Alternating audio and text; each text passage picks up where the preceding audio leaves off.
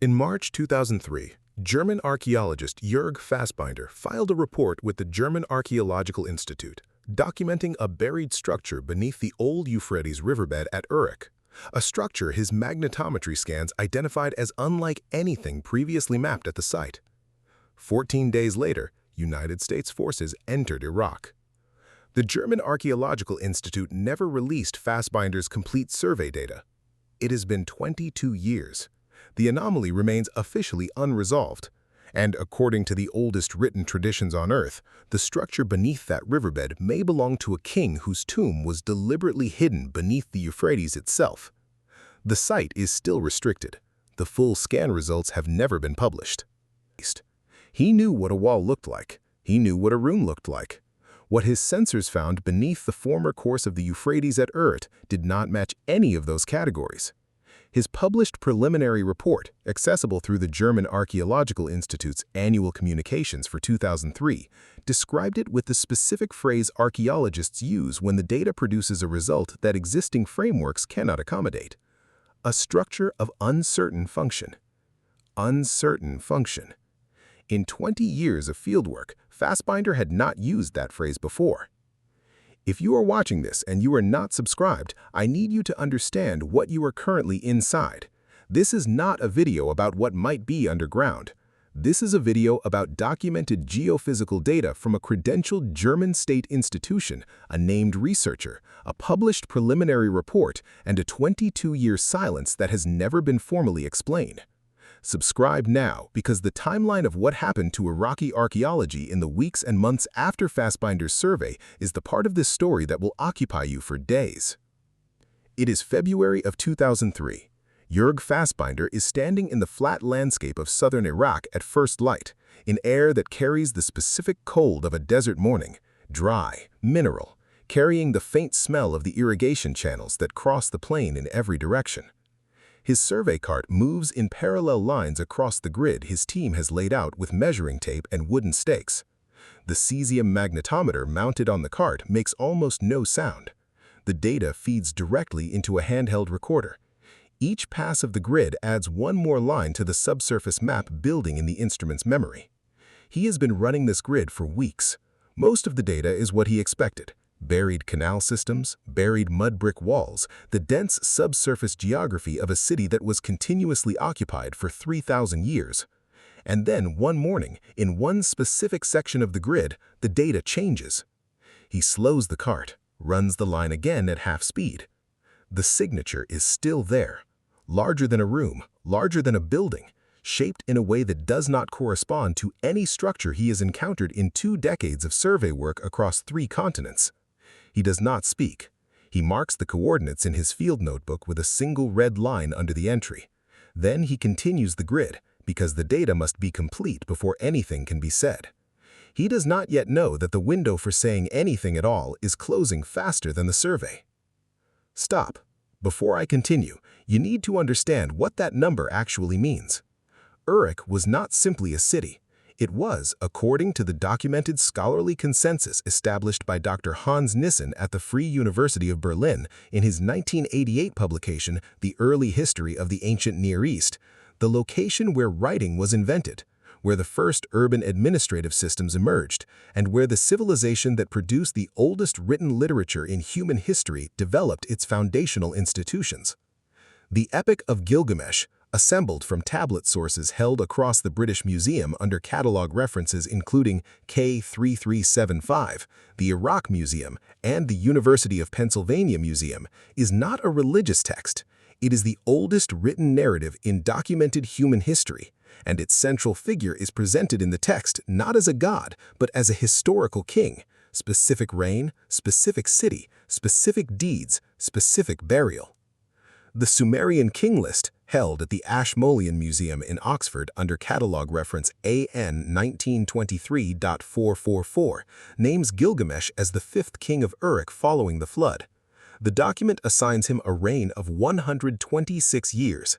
The same document uses physical descriptors for his person that the scholarly tradition, beginning with Dr. Samuel Noah Kramer at the University of Pennsylvania and continuing through Dr. Andrew George at the School of Oriental and African Studies in London, has consistently treated as literary exaggeration rather than administrative record. But the King List is not a literary document. It is an administrative document, a King List. The same kind of document that records grain allocations, canal maintenance schedules, and labor assignments. Administrative documents do not typically exaggerate. The first documented layer of evidence for why what happened at Uruk in 2003 matters beyond the archaeology comes from Dr. McGuire at the Oriental Institute at the University of Chicago. In January 2003, 2 months before the invasion began, Gibson attended a meeting at the Pentagon organized by the State Department's Office of Reconstruction and Humanitarian Assistance. At that meeting, Gibson and other archaeologists and cultural heritage specialists presented Pentagon officials with a formal list of Iraqi sites and institutions requiring protection in the event of military action. The list included the Iraq Museum in Baghdad, the National Library, and a specific set of archaeological sites whose GPS coordinates were provided to military planners. Uruk was on that list.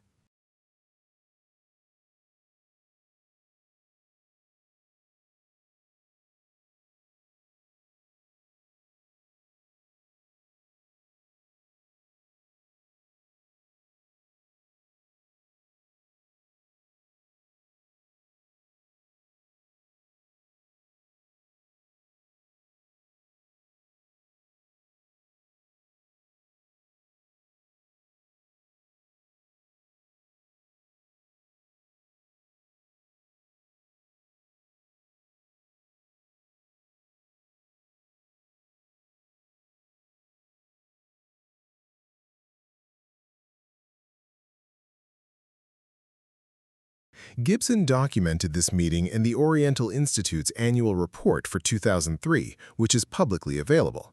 He named the officials present. He described the materials provided. He recorded the response he received, which was an acknowledgement that the information had been received and would be passed to operational commanders. The Iraq Museum was not protected.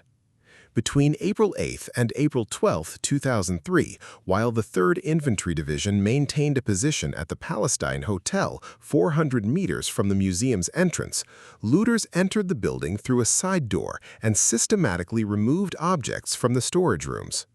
Dr. Donnie George Ukana, director of research at the Iraq Museum and the person who documented the immediate aftermath in his 2008 memoir, Baghdad Museum, recorded that approximately 15,000 objects were taken in those 4 days.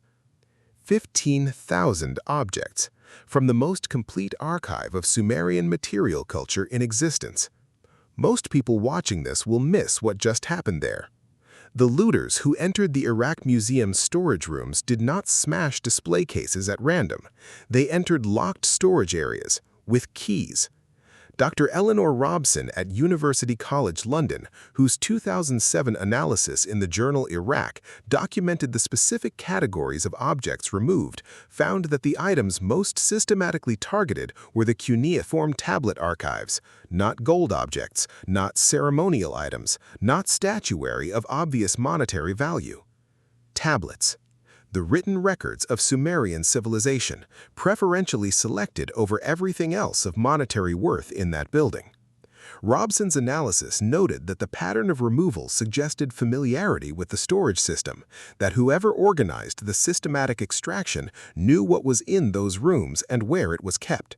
She did not name who that person was because the investigation that would have established it never produced a conclusion. Colonel Matthew Bogdanos of the U.S. Marine Corps Reserve, who led the official investigation into the Iraq Museum looting and published his findings in the 2005 book Thieves of Baghdad, recovered approximately 5,000 of the 15,000 missing objects. The other 10,000 have not been found. The silencing of the question, who organized the removal of the tablet archives and where did they go, did not begin in April 2003. It began the moment Bogdanos' investigation closed without answering it, and that silencing has not ended. This is the moment the story changes. Everything before this was the setup. Because the connection between Fassbinder's specific anomaly at Uruk and the broader collapse of Iraqi archaeological protection in 2003 is not a matter of inference, it is a matter of documented institutional record whose consequences are still being counted. Dr. Gibson continued pressing the question of the missing tablets through the Oriental Institute's public communications for years after the invasion. His 2009 paper in the journal Museum International documented that Iraqi cuneiform tablets had begun appearing for sale through dealers in London, New York, and Geneva in 2004, 1 year after the museum looting. Gibson named the auction houses, he named the sale dates, he named the objects and their estimated Sumerian provenance. The international antiquities market continued selling them. The second connection is Nippur. The University of Pennsylvania held excavation permits at Nippur, the site that produced the most important Sumerian literary archive ever excavated between 1888 and 1900, and Nippur was inside a military exclusion zone from April 2003 until 2011.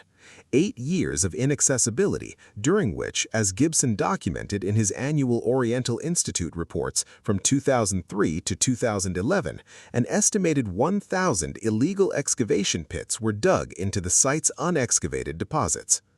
Gibson estimated the number of cuneiform tablets removed from Nippur during the exclusion period at tens of thousands. Tens of thousands of tablets, from a site already known to contain the most significant unexcavated Sumerian literary deposits remaining in the ground, removed, unread by any scholar, sold through channels that the international art market was not equipped or motivated to interrupt. It is the summer of 2004. Dr. Andrew George at the School of Oriental and African Studies in London published his standard academic translation of the Epic of Gilgamesh in 2003, the same year the war began, through Penguin Classics. In his scholarly introduction, George noted that the epic contains a burial account for Gilgamesh that is specific in its physical and geographic description. The Euphrates was diverted, a tomb was constructed in the dry riverbed, the river was returned to its course.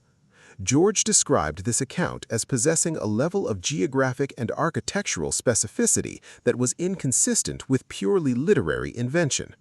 The former course of the Euphrates at Uruk is the precise location where Fassbinder's magnetometry survey identified its anomaly of uncertain function. George's 2003 translation appeared in the same year Fassbinder's survey was suspended. Neither document references the other. They exist in the same year, in the same physical location, describing the same thing from opposite ends of the evidentiary record.